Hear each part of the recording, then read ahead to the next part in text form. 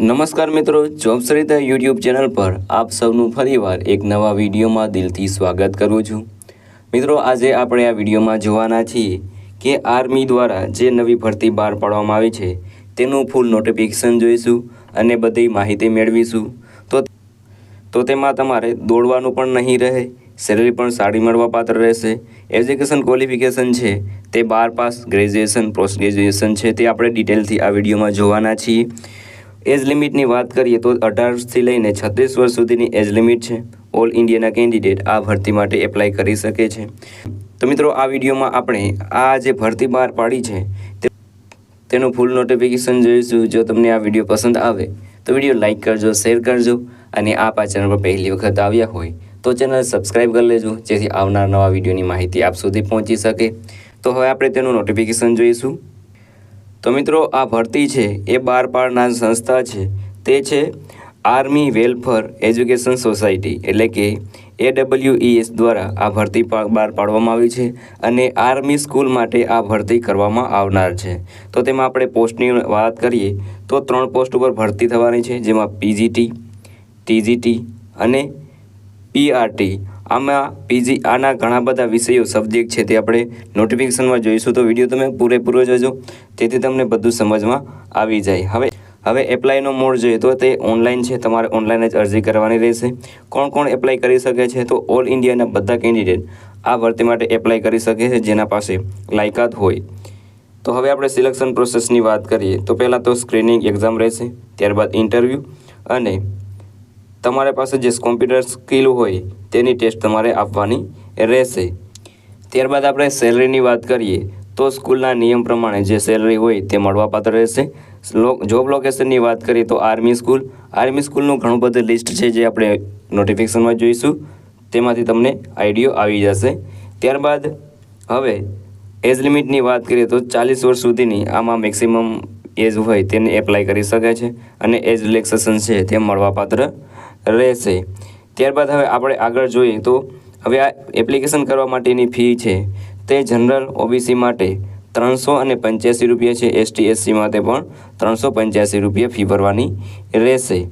ત્યારબાદ હવે આપણે પેમેન્ટ મોડની વાત કરીએ તો તે ઓનલાઈન છે, ક્રેડિટ કાર્ડ, ડેબિટ કાર્ડ અથવા તો નેટ બેન્કિંગ દ્વારા તમે પેમેન્ટ કરી શકો છો। હવે આપણે એજ્યુકેશન ક્વોલિફિકેશનની વાત કરીએ તો 12 પાસ, ગ્રેજ્યુએટ અને પોસ્ટ ગ્રેજ્યુએટ ડિગ્રીવાળા અથવા તો એને રિલેવેન્ટ ડિગ્રીવાળા આ ભરતી માટે એપ્લાય કરી શકે છે। ત્યારબાદ આપણે આગળ જોઈએ તો તેમાં હવે તમે આ ભરતી માટે એપ્લાય કઈ રીતે કરી શકશો? તો તેના માટે તેની ઓફિશિયલ વેબસાઇટ છે તેના પર જવાનું રહેશે। તે વેબસાઇટ તમને વિડીયોના ડિસ્ક્રિપ્શનમાં મળી જશે અથવા તો નોટિફિકેશનમાં પણ આપેલી હશે। તમારે તે વેબસાઇટ પર જવાનું રહેશે, ત્યાં તમારે વેકેન્સી પર ક્લિક કરવાનું રહેશે અને ત્યારબાદ તેમાં તમારે પોતાની પર્સનલ ડિટેલ, એજ્યુકેશન ડિટેલ એ બધું ભરવાનું રહેશે। ત્યારબાદ તમારો ફોટો અને સિગ્નેચર અપલોડ કરવાના રહેશે અને ત્યારબાદ ફી ભરવાની રહેશે અને એડમિટ કાર્ડ છે તે તમારે કાઢી લેવાનું રહેશે, જે પણ ડેટ આપી હોય એડમિટ કાર્ડની ત્યારે। તો હવે આપણે તેની ઇમ્પોર્ટેન્ટ ડેટ જોઈ લઈએ તો તેમાં એપ્લિકેશન સ્ટાર્ટ થવાની તારીખ છે તે 9 સપ્ટેમ્બર 2024 છે, લાસ્ટ ડેટ છે તે 25 ઓક્ટોબર 2024 છે। એડમિટ કાર્ડ ડાઉનલોડ એટલે કે તમારે કોલ લેટર ડાઉનલોડ કરવાની જે ડેટ છે તે 12 નવેમ્બર 2024 છે। તો આ ડેટ છે તમારે યાદ રાખેલી રહેશે અને આ બે ડેટ વચ્ચે તમારે એપ્લિકેશન કરી દેવાનું રહેશે। તો મિત્રો, આ છે તેનું ઓફિશિયલ નોટિફિકેશન। જો તમે આ નોટિફિકેશન ડાઉનલોડ કરવા માંગતા હોય તો તમે વિડીયોના ડિસ્ક્રિપ્શનમાં આપેલી લિંક પર ક્લિક કરીને આ નોટિફિકેશન છે તે તમે ડાઉનલોડ કરી શકો છો। આમાં બધી ડિટેલ તમને આપી દેવામાં આવી છે। તો અહીં સિલેક્શન પ્રોસેસની વાત કરીએ તો પહેલાં તમારે ઓનલાઈન સ્ક્રીનિંગ ટેસ્ટ દેવાનું રહેશે, ત્યારબાદ રેગ્યુલર કેન્ડિડેટને એમાંથી 50% માર્ક આવવા જોઈએ જે પણ ટેસ્ટ હોય એમાંથી। ત્યારબાદ ફિક્સ ટર્મ કેન્ડિડેટ માટે 80 માર્કમાંથી 40% માર્ક આવવા જોઈએ। તો અહીં બધી ડિટેલ આપેલી છે, તમારે જોઈ શકો છો। ત્યારબાદ ઇન્ટરવ્યૂમાં તમારે કેવી રીતે ઇન્ટરવ્યૂ આપવાનું હોય તે પણ અહીં આપી દીધેલું છે। હવે તેમાં આપણે અહીં જોઈએ કે મિનિમમ ક્વોલિફિકેશન શું જોઈશે? તો પહેલાં PGT માટે એટલે કે તેમાં એજ્યુકેશન ક્વોલિફિકેશન છે તે પોસ્ટ ગ્રેજ્યુએશન જોશે। એવરેજ માર્ક છે તે તમારે 50% હોવા જોઈએ, તેમાં પ્રોફેશનલ કોર્સ છે તે BEd હોવો જોઈએ અને એવરેજ ટકા છે તે પણ 50% હોવા જોઈએ। ત્યારબાદ TGT તેમાં ગ્રેજ્યુએશન ક્વોલિફિકેશન છે, તેમાં પણ 50+ હોવા જોઈએ ટકા, એમાં પણ BEd એ ક્વોલિફિકેશન છે.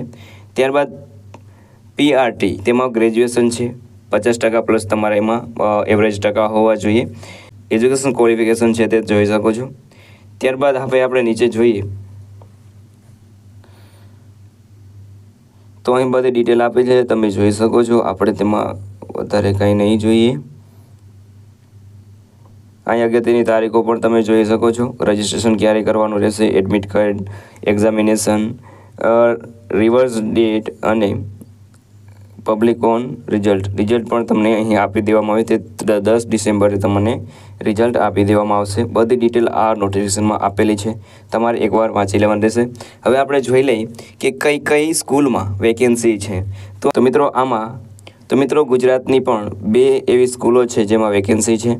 ત્યારબાદ તમે આમાં જોઈ શકો છો, મને અત્યારે 2 એવી સ્કૂલો દેખાણી છે કે જે ગુજરાતની છે. એક તો અહીં APS અમદાવાદ અને APS ભુજ, આ બંનેમાં વેકેન્સી છે. તો તમારે આ જોબ માટે તમે એપ્લાય કરી શકો છો. અને બીજા સ્ટેટમાં જવા માગતા હોય તો પણ ઘણી બધી જગ્યાઓ પર ભરતી છે, જે આપણા નજીકના સ્ટેટો છે તેમાં પણ તમે એપ્લાય કરી શકો છો.